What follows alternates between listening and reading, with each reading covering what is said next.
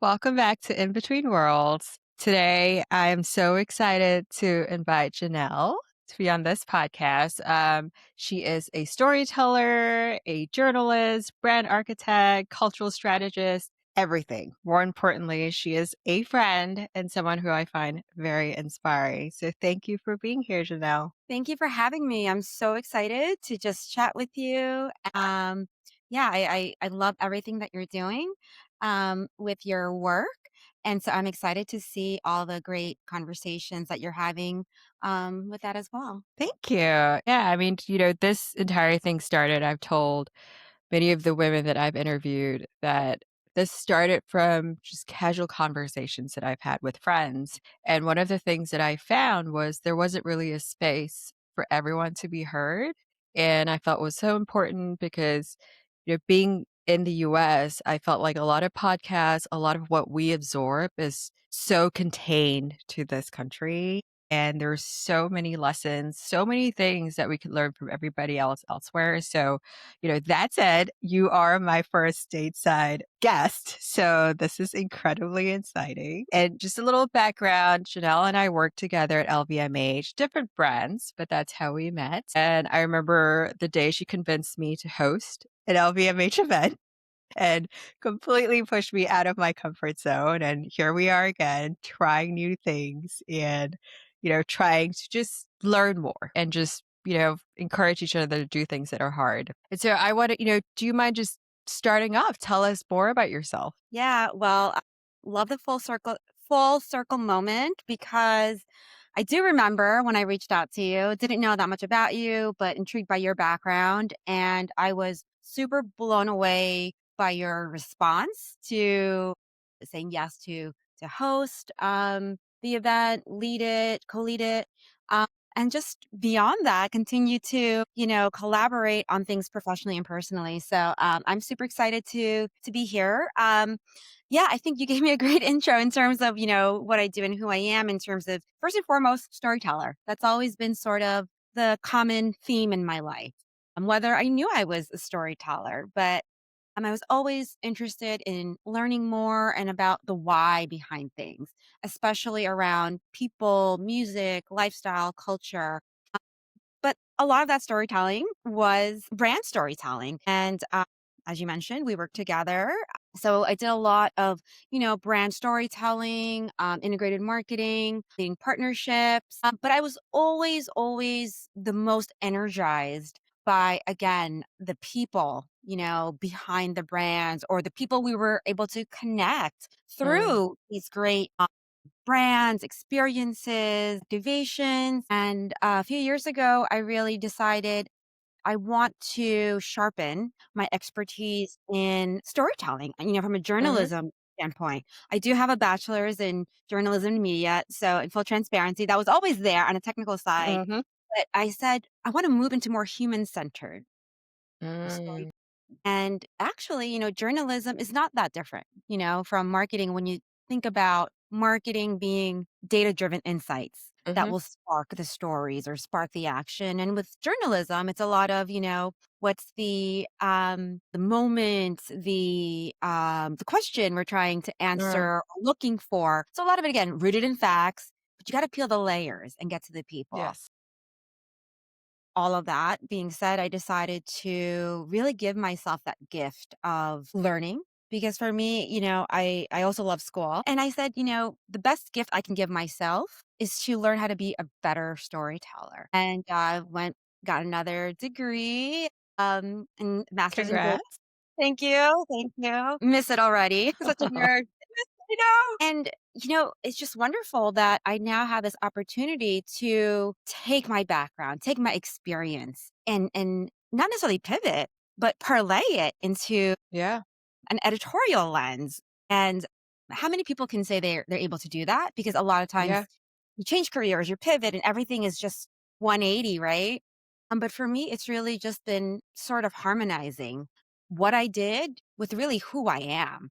And yeah, that was I a love lot. that. No, that's perfect. I love that because I think, you talk about pivoting and that is something that is a theme that runs through everything here at In Between Worlds. And that is a conversation that comes up a lot because I feel like, you know, everything that we do, everything that we learn just adds to experience, but it shapes you in different ways, right? And I feel like a lot of times people think, oh, I have to pivot, I have to start from scratch, and this is completely different. And, that's not true, right? And as a marketer, as a communications professional, that is one thing that comes up a lot. Everyone's like, how did you work across industries? Everything is transferable. And you come in with a different lens, a different perspective, and it's not you're not necessarily starting from scratch, so it's I love it. I love it when people talk about pivoting in such a manner and how it adds to your whole self versus like, "Oh, I have to kinda let this part of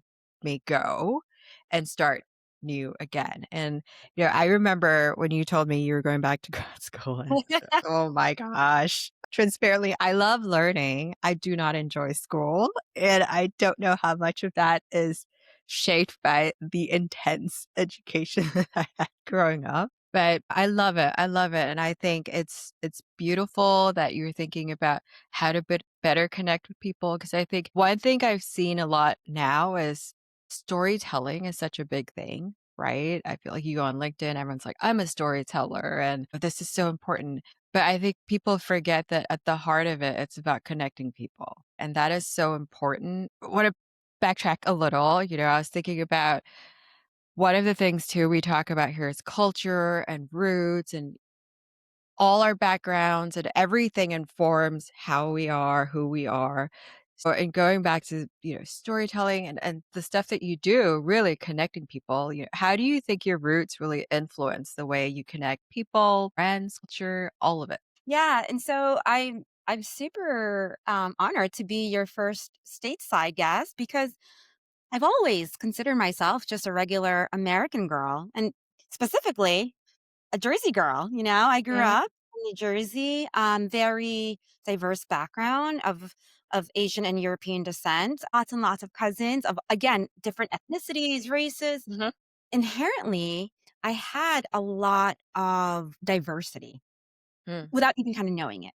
Now, truthfully, through school and just kind of white suburbia, there were a mm, lot of similarities with groups that I was around. But my home base, mhm, cousins, my aunts and uncles, we all looked different. We all, mm, came from everywhere. So really my cultural awareness mm, of how different I was, if I'm being honest, kind of I guess happened later in life. mhm. I was always asked, and I still always get asked, "What are you? Where are you from?" Yeah, And I always say, I'm from Jersey." "What yeah, about your parents?" "Yeah, they're from Jersey too." yeah, But I do it because I know what they're asking. And what they're yep, asking is, why cannot identify you with one singular race uh-huh, or ethnicity? yep, And, you know, to be a little bit fresh, I would kind of say, like, I would press them to be mhm, explicit in what they were asking.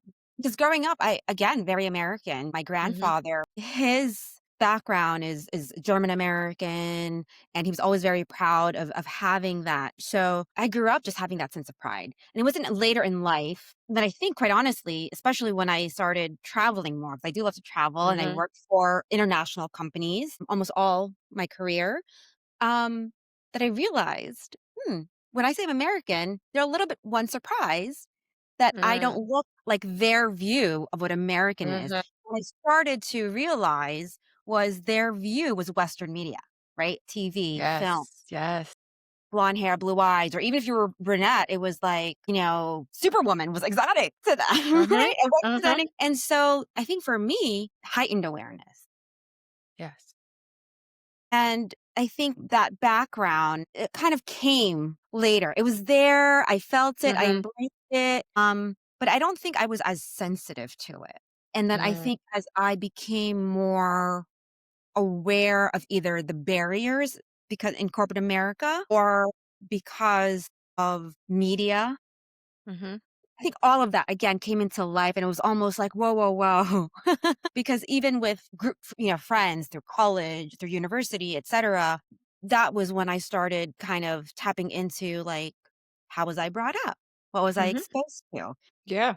Again, like I said, working for international companies, and they would have a certain view of what an American, especially an American woman, Mhm. um, was like. And then I grew up pretty much Catholic. So then meeting people that were not of the same faith, like, and especially now when a lot of that has kind of come into a lot of the work I've done in journalism, Mhm. that comes to the forefront. I love your in between worlds and I connect with it because I don't feel in between worlds, Mhm. always been othered. Mm. And I've never wanted necessarily to belong to any of those worlds. Mhm. So I think for how that shapes me as, I guess you can say, an American woman of European and Asian descent, Mhm. presenting as a million things except for one Mhm. thing, I'm like, I don't want to fit in any of your boxes. Like I Yeah. want to meet these spaces that don't have those boxes. So we can have more of these just multidimensional, intersectional, Mhm. just really natural kind Yeah. of settings and spaces. And Yeah. that's the through line in everything that I do, whether it's like work in brand Mhm. and the editorial. I lean on all of those different, whether it's the Americanness, but then Mhm. having like French exposure for many Mhm. years, and then working on different, for different communities, within Mhm. different communities. Yeah, it just it's almost like which hat not wanna wear on, and now I'm learning instead of having to pick a different hat, it's like Mhm. this is my one hat, Mhm. and I can work in any of those conversations, any of those Yep. spaces Yep. because that's just who I am. Yeah. And it's so true. And I love that because I do think that is our superpower. I know you mentioned you feeling like other. When I think about in between roles and how that came together was really a similar path in terms of people not being able to place me 99% of time. I used to get questions, I'd say, "Oh, yeah, I'm Chinese." They're like, "Are you really?"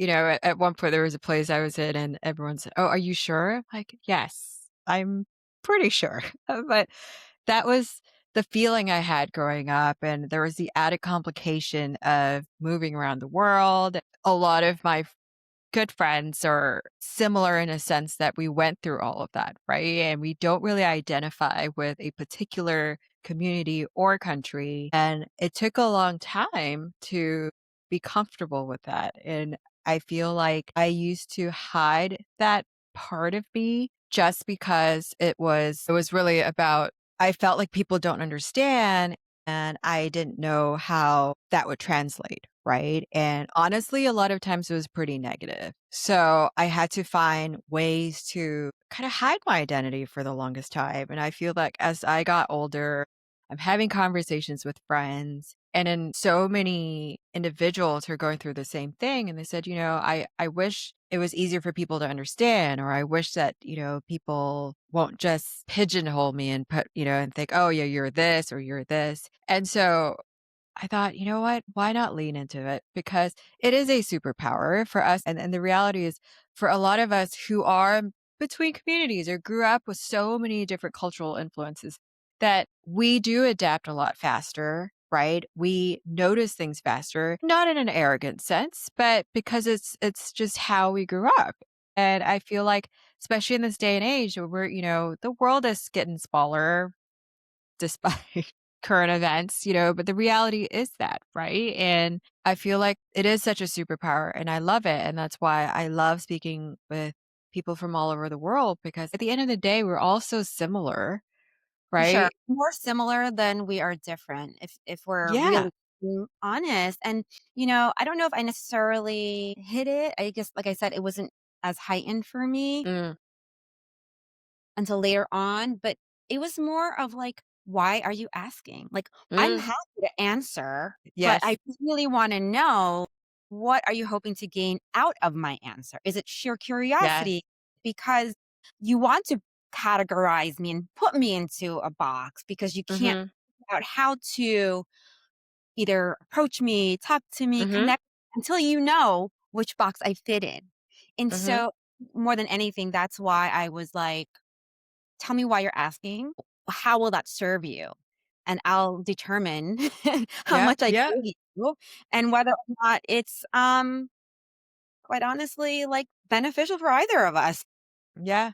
I think it's interesting because I think there is an element of some people are genuinely curious, and they're like, "Okay, well, I've never met anyone like you. This is interesting." And then you have people who are uncomfortable because it's not familiar. They don't know what to do with it, especially if they've grown up with certain perceptions of how individuals from certain communities should be, right? And it's because I felt like it's not just in the US. I remember, just even living in Asia, I struggled with that. And I realized was just the discomfort of it all because I didn't fit in this traditional view of what a Chinese girl should be. I was too outspoken, too loud, too this, too that. It's just everything was wrong. And so I always felt like, okay, but as I got older and I think, we find our ways to storytelling and now I'm at a point I'm like, "You know what?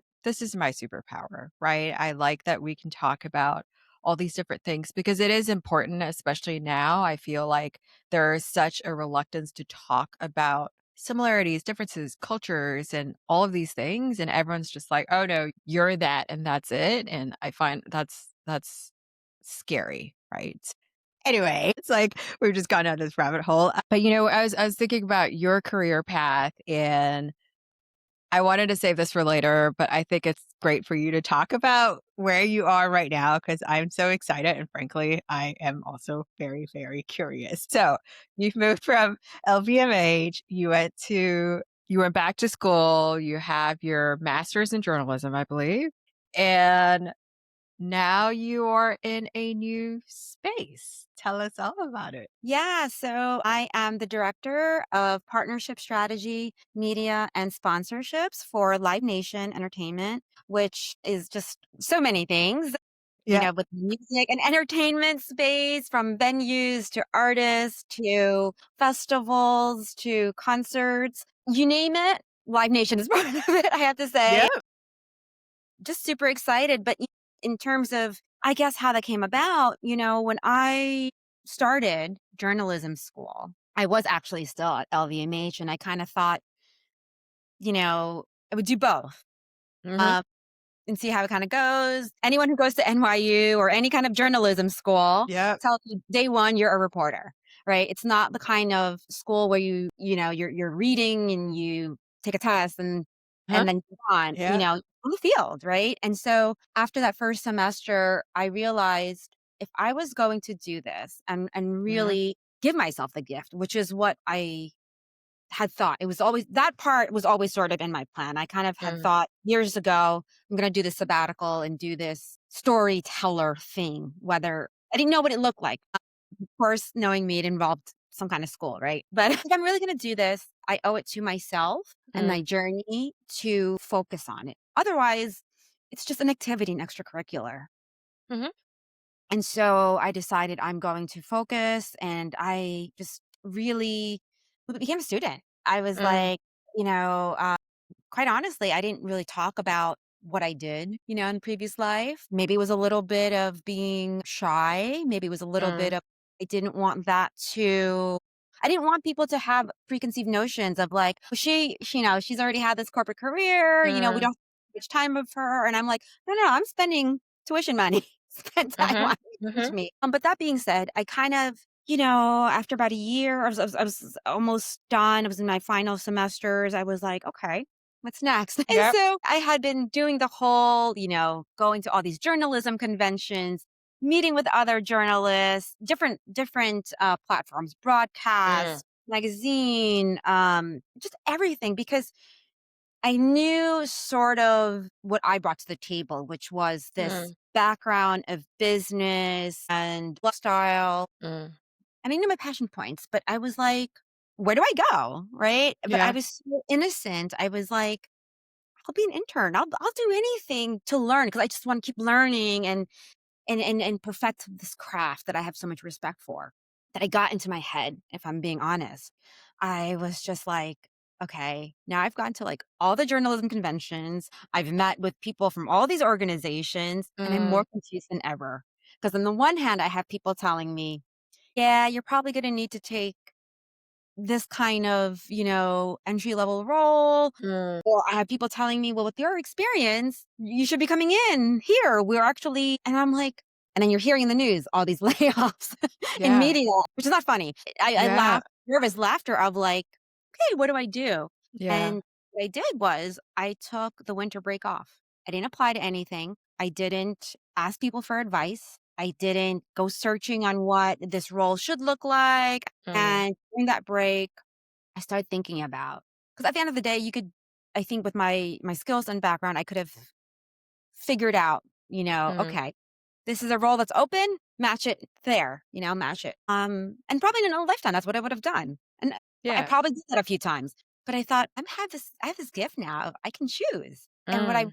decided was kind of going back to what you had talked about with taking our experience and figuring Mm. out where it leads. And I stripped everything off of my resume and all the stuff. And I was like, what do I like?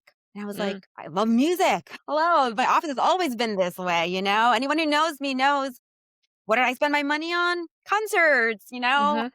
experiences. And so I was like, okay, I'm going to make a list of sort of these types of companies that would give Mhm. me that connection. Mhm. And I'm like, all right, well, what am I going to do with that? Right. Because I also, what I Mhm. didn't want to do was say, I'm going to go for a marketing role Mhm.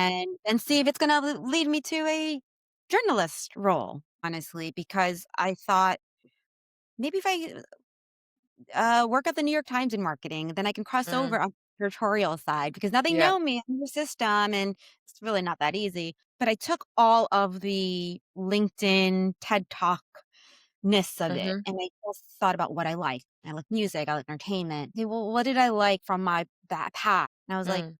all those connecting, And it Yeah. was like, how do we take these people? How do we take this like artists and how do we tell the stories? Back to what you Yeah. said. And now Yeah. what can I do with my new skill? Right. Mm. And again, I just literally put those things on a white paper. And then early in the year, I was contacted by a recruiter at Live Nation for this new role that was so unique. Mhm. Um, kind of leading their editorial strategy, Mhm. but having experience with integrated Mhm. marketing, with partnerships, with Mhm. media. And I was like, not to be arrogant, but I was like, did you look at my resume and then like my whiteboard? Because this sounds so great. That's how it kind of came together. It was really, they had recognized the breadth of Mhm. their not just work, but their audience, their fans, their Mhm. partners, that ecosystem you Mhm. know, um, it's a great, great system, but how do they unlock the potential? And just like you mentioned earlier, storytelling is the inherent thing because that's the human nature, right? People connect to stories. That's why people write books. That's why they do Yep. ads, podcasts, or whatever, because that's what Yeah. people connect. And Yep. so, interestingly enough, it was a role that was like, we want you actually for your editorial Mm. background in this Mhm. journalism background. That's what we want, but it Mm. helps that you have this commercial Mhm. knowledge and specifically within these spaces, which is, luxury and beverage. But at least what they told me, it was kind of rare to see like they knew they wanted, but they're like, how do we even get that? Yeah. Who spends their big career, working for like one of the largest luxury brands and doing all that and then leaves it behind for journalism and now wants to take on this new role. So Yeah. it really felt like the universe um, kinda made things happen, but I had to take a pause and I had to Mhm. quiet the noise and I Mhm. had to just have faith, you Yep. know, because I always said I had faith, but if you have faith, you have to whatever that you're having faith in, higher power or universe, then you have to let the universe do their thing Mhm. because if you're still, like, plugging along, the universe, God, your creator is like, "Well, you got it," because you keep trying to make things happen. Mhm. And so it Yep. was really yeah. Sorry, that was really long-winded, but No. it was kinda it was so super crazy how it all happened. And the timing because I basically started, like as I was graduating. So there were a few weeks Yeah. of lap because they were super respectful of like, "Yeah, we'll give you a little bit of time to breathe." But I mean, the beautiful timing of when I was able to close one chapter and then embark on another. It was just I couldn't be more, just grateful. Yeah. And I think look, I'm so incredibly happy for you. Like, I feel we've had so many conversations offline and Yeah. about just where we are and what's next and how we feel. I love that you said to just, that you took a pause and let the universe do its thing, right? Because I feel like there's so many conversations I'm having with people right now, with my mentees, and they're like, "We need to do this." And I just got to a point, I don't know, maybe it's age, and I just went, We're "Stop about the same chasing." age, so I get Yeah. it. I'm like, "Stop chasing, like, just stop chasing," Mhm. right? But that doesn't mean that you're not doing anything either, right?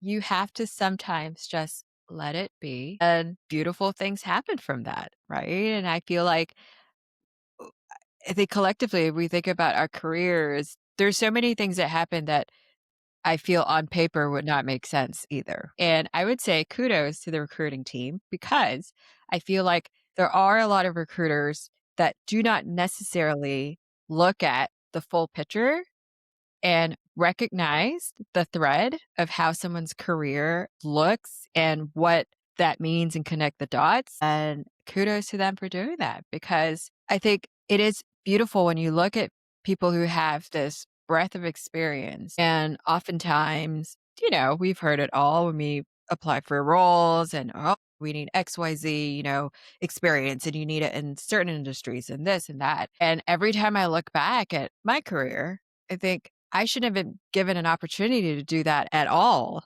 right? And then someone has said, "Oh, I like that you had tourism experience from way back then." I'm like, I didn't even realize you looked at that. Or, someone's like, I recognize that you don't have specific experience in this particular industry, but your experience across all these different things will help us because it gives us a different perspective. So kudos to the recruiters who are looking at things that way, right? And hiring teams because that is so important these days. And I commend you on getting your master's in journalism because I feel like we switched. I started out in journalism Yeah. and halfway through, I went, "Nope," because I remember having to just speak with like you said, you're in the field, right? You're talking to people, and I realized I'm probably not the best person for this. I mean, the amount of times people hang up on me, and I remember working with the LA Times, and I was just like, "I can't. This is not right." And then I took a summer intern for a magazine and it was fun, right? I think there was a moment everyone's like, "Oh my gosh, this is so great. We can all be like, the next Anna Wintour and, like we could do all these amazing things." And with that one summer, I was like, maybe this is not for me. And then I went into full on communications, marketing, and then ended up in an ad agency randomly. So I think it's interesting. And I think it's also beautiful to show how everyone's path is not linear. Mhm. There's so many conversations, especially with early career individuals who are like, "Okay, how did you get from point A to point B and then point B to point C?" I'm like, "Guess what? It's not that's not how it works. It's all over the place." For me, I took a pause, as you know, and trying to figure out, I'm still in this space of what am I doing? Right? Similar to you, I worked for a while. This was a while ago and decided to go to grad school, but I went into political communication which is a completely different beast. Yeah. But it was one of those things, like, it was like you thinking, "What do I really like? Or what do I enjoy doing?" Because there is so much noise, and I think people also have an idea of what you should do and Mhm. and so it's interesting, and I love that we're all doing different things, especially now if you go on LinkedIn, it's refreshing to see so many people who are laid off or decided to quit their corporate roles and say, "Nope, you know what? I'm doing it on my terms. I'm doing something new. And the pivots that I've seen are just unbelievable. So, again, just it's amazing to see how everybody's kind of taking control of that and saying, I need to do what I love and I need to do what I'm really, really passionate about because that does actually translate to being really good at it. Right. Mhm. And so, so happy for you when I heard, I was like, this is, I mean, this job, like they made this for you. Seriously, when I thought of that, I thought, "They made this for you because I don't know anybody else who attends as many concerts as you do, right? Or goes to all these events." I'm like, "Dang, this is insane." So, when you gave me that update, I thought, "Oh my god, this is the universe is just oh my god, it delivered. It's amazing." So, Thank you, I'm and yeah, so you incredibly totally happy get for it. you. I'm totally the one that might, like, "No, maybe I'm not gonna go to that, like, really fancy, whatever dinner at XYZ," but, oh, you'll find me at, like, Wu-Tang tomorrow night, even though my Yeah. sister's Korean, so you know what I mean? Like, but that's again and I I think mean, that's to be fair, it's Wu-Tang. Wu-Tang, it's their final, but I think, we both worked in luxury, but I think, we both realized that the real luxury is you get to choose what luxury is for Mhm. you. You get to choose how you spend your time, money, energy, and to me, that's Yep. luxury. Yeah, absolutely, absolutely. Okay, I'm just gonna quickly circle back because we talked about narratives and storytelling, which is so important. And I am curious, right? As you have worked on multiple campaigns, that's everything, like you said, entertainment, luxury, lifestyle. What is one story or campaign that stood out to you and still resonates with you, and why? Um, well, of course, they're the fun ones, right? Mhm. Working with an usher, Lenny Kravitz, but Mhm. not necessarily one campaign, but I guess one initiative. When I started early in my career, I was tasked to sort of develop the casino gaming Mhm. channel. It's not super sexy, back then it was Mhm. just Vegas, right? Maybe Atlantic City. But Mhm. quickly learned that, and it was mostly, for the luxury beverage portfolio. But I quickly realized there was a huge opportunity for Asian Americans. Mm. Um, Not just because of the gaming, the high affinity for gaming in many um, Asian societies and cultures, and Mhm. specifically Mhm. in the States, Mhm. just luxury portfolio in general. Asian Mhm. Americans account Mhm. for most of the spending for luxury goods, and that was like, well, why are we not talking Yep. to them? Why are we not marketing to them? And so this was like, you know, 14, 15 years ago, and no one would give me the kind of time of day in terms of like just listening. Mm. So as a marketer, I had to, get a lot of the insights, the Nielsen, all that, Mm. and present to leadership, why Mm.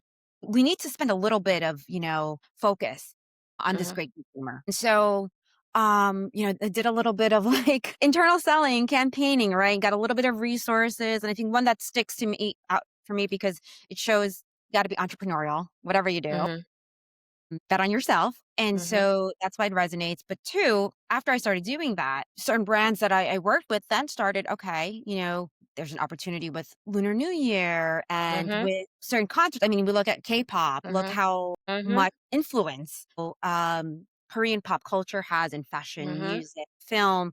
And so other brands, fashion brands.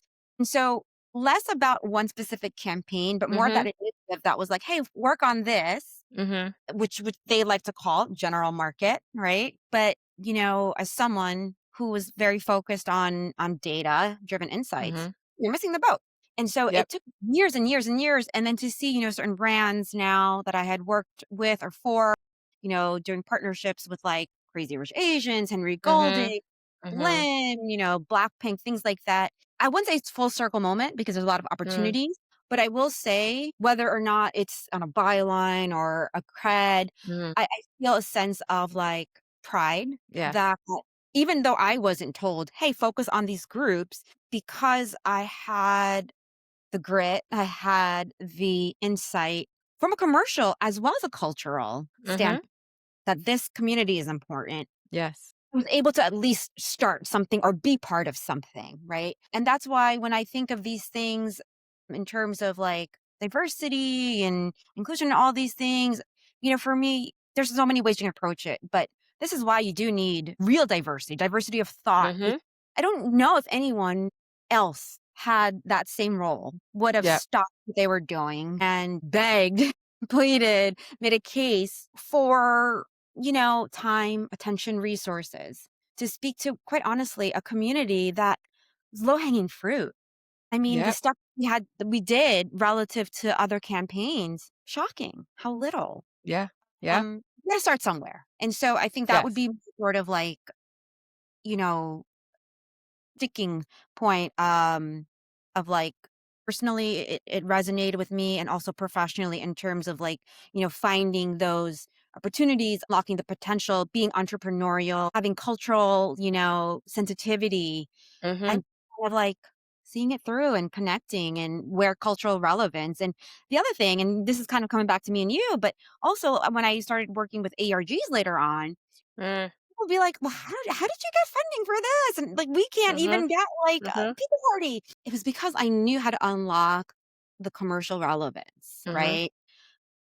You kind of know how to talk to your audience, to your stakeholder. And the Yep. way to get things was like, hey, there's commercial value. Mhm.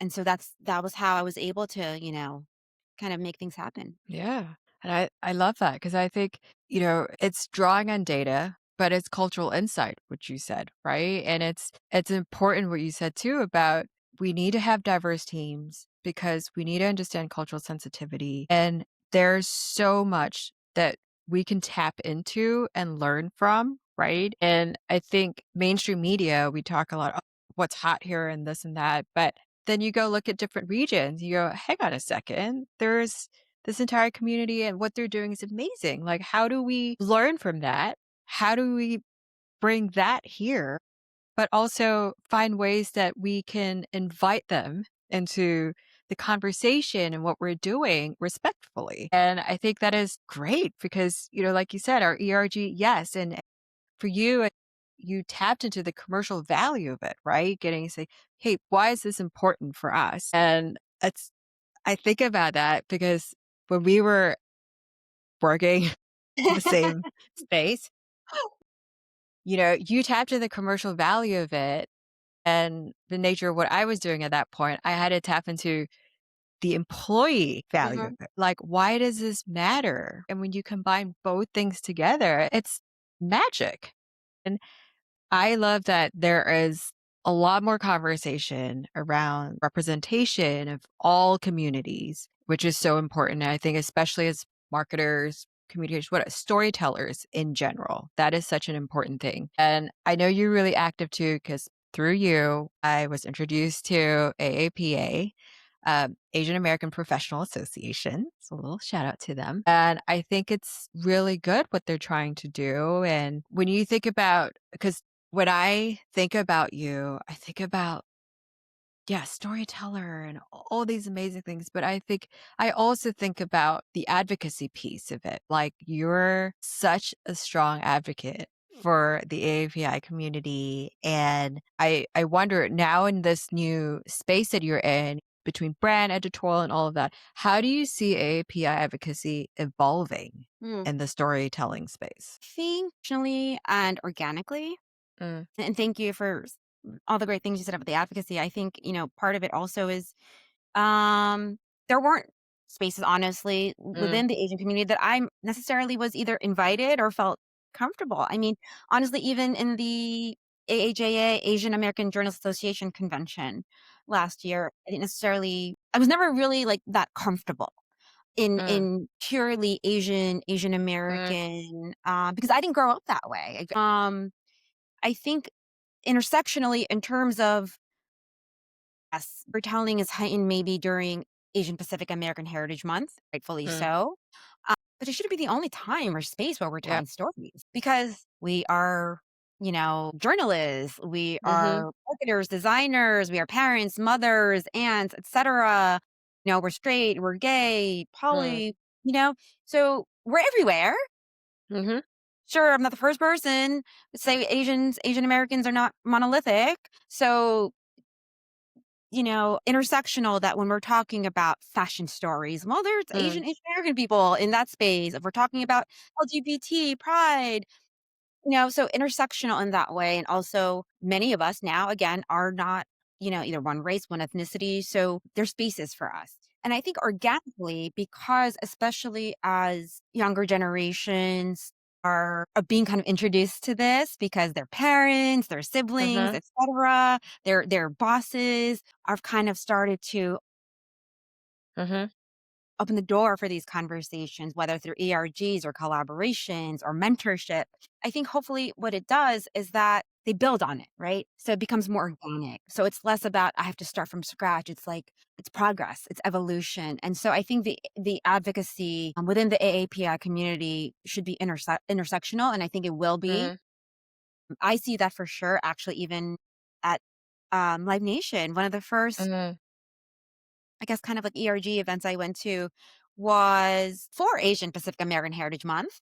mm, It was heavily supported and collaborated in collaboration with the women's ERG. And just I'm learning, kind of still new in that space, but I'm learning that's just again, genuinely how they operate.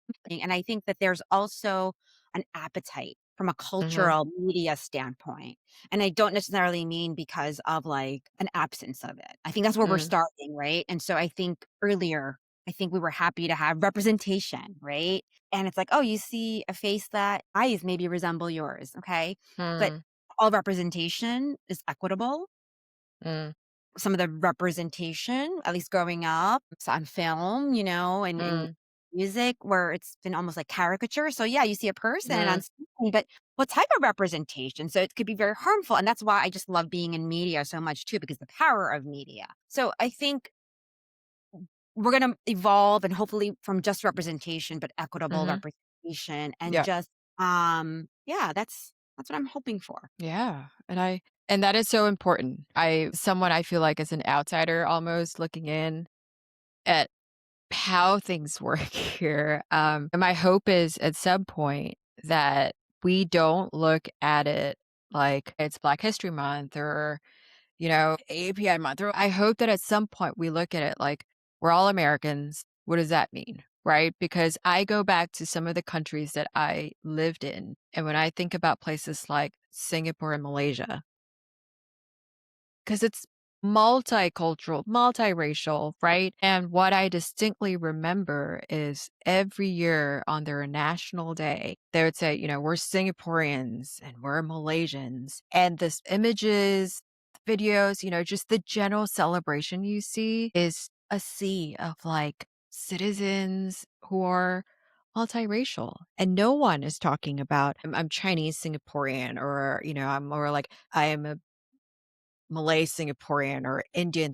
like none of that. It's just I'm Singaporean, I'm Malaysian. This is what it means to be that. And I am hopeful and I hope that we get there because I think there's still a lot of we talk about different communities, there's always a hyphen to it, right? Or Yeah, and like you mentioned, I think again, because I traveled a lot for work and personally as an adult, I was taken aback when I would, be introduced to someone who's like, "Oh yeah, I'm French of mm, Vietnamese descent," right? mhm, And it wasn't that hyphen. It wasn't that I'm mhm, Vietnamese French. yeah, Whereas here, it's like I'm Asian mhm, American.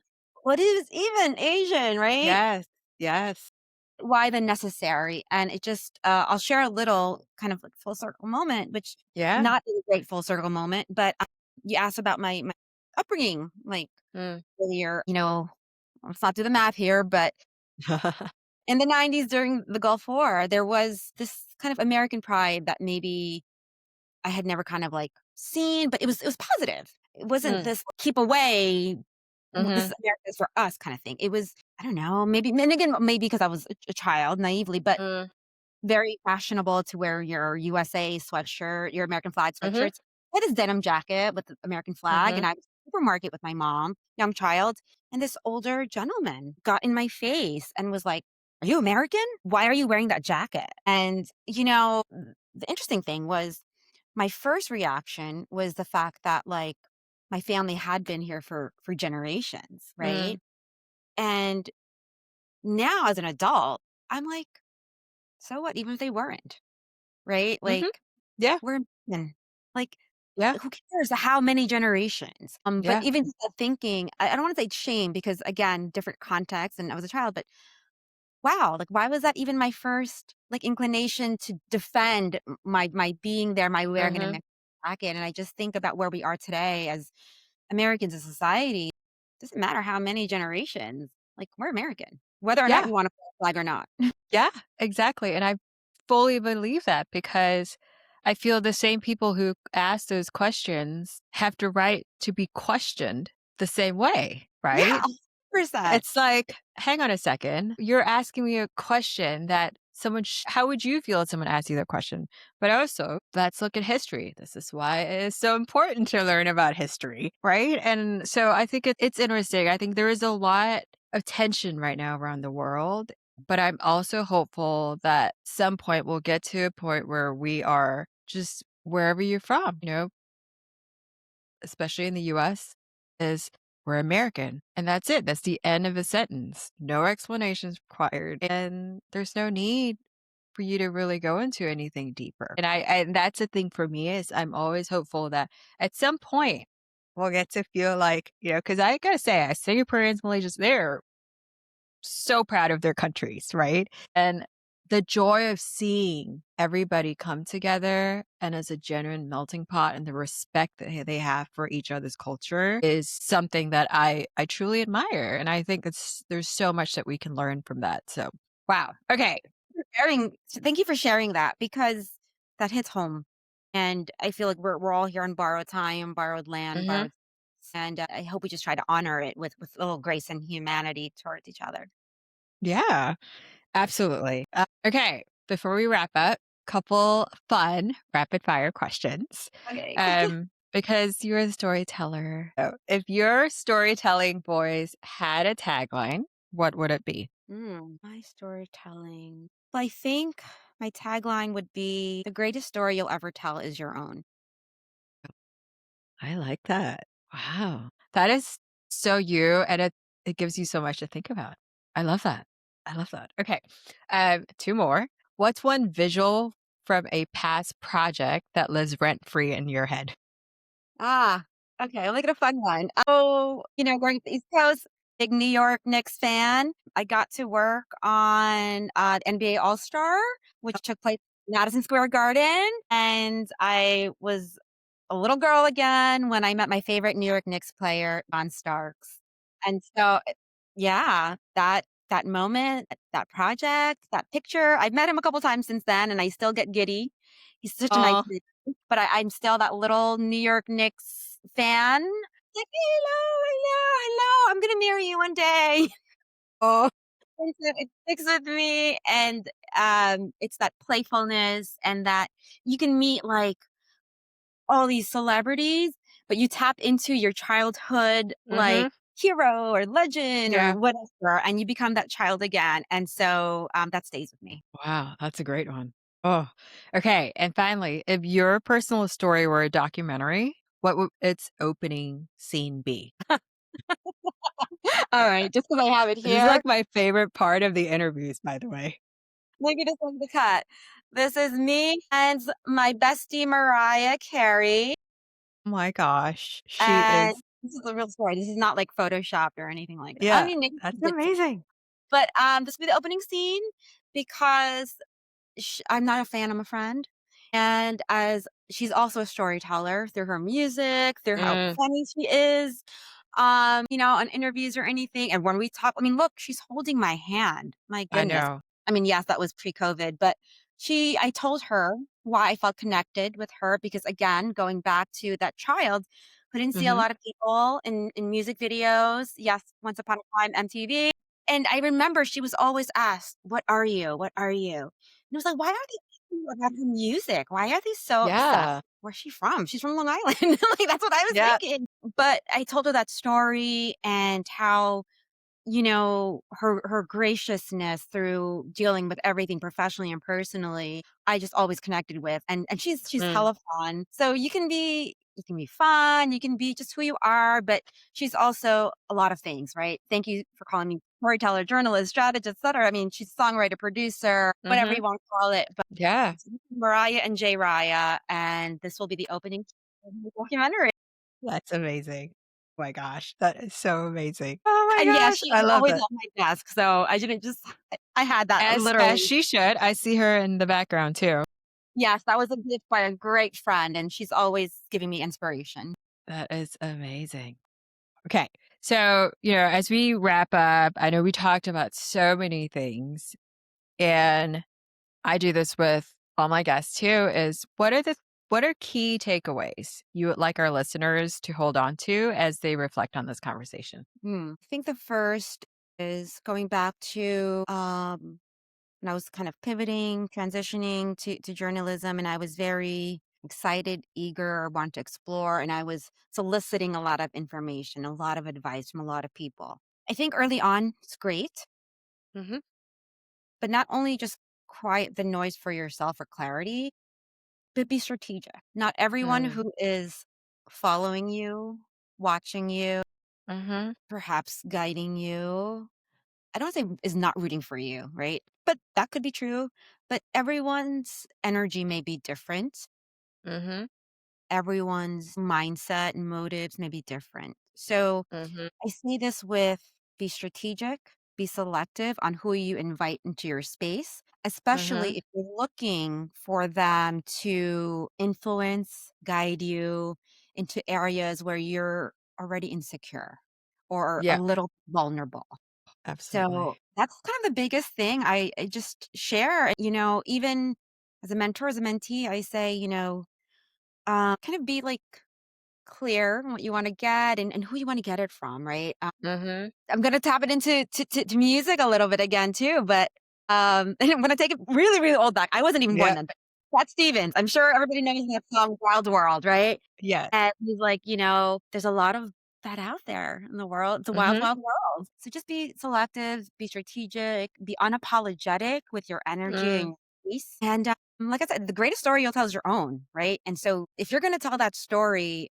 be precious about it. Wow, I love that. I love that. What a way to end the conversation. Seriously. I mean, there's so much to unpack from our conversation and so much to absorb and learn. And I really, really appreciate it. It has been such a blast. I feel like it's come full circle from where we started, how we first got connected, how we've continued to stay connected, and really watching each other grow through the years, I think has been so beautiful. And I am genuinely so, so happy and so excited for you in this Well, new chapter.